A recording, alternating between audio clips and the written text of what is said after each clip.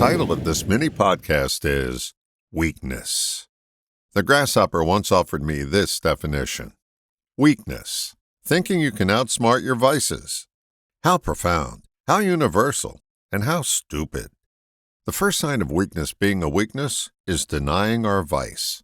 We may artfully lump it into the category of everyone does it, but don't examine that explanation any further. We rarely assess our degree of involvement. We fail to notice that everyone that does it to the degree that we do suffers. Reminds me of a story.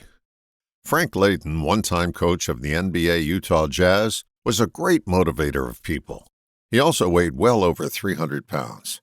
He'd heard the speech from his doctor many times that he was endangering himself by carrying all that excess weight, especially in his mid-60s.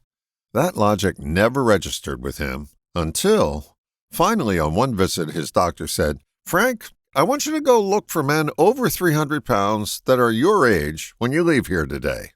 Frank couldn't find any. That became the motivation for him to finally get healthy. Outsmarting your vices is called kidding yourself, but the joke's on you because no one's laughing. Here's a hint that your vice needs to be addressed. When you have a story at the ready, to defend it. That indicates you're neck deep in it. Here's another hint.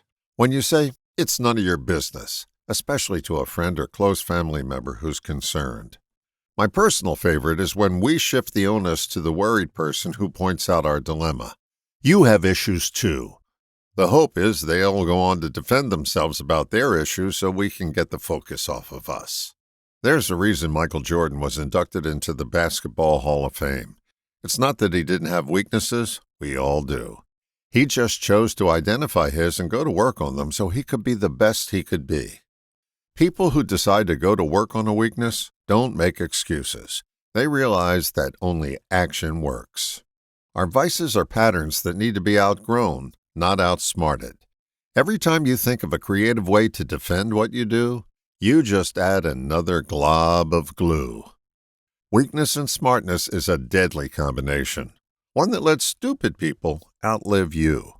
All the best, John.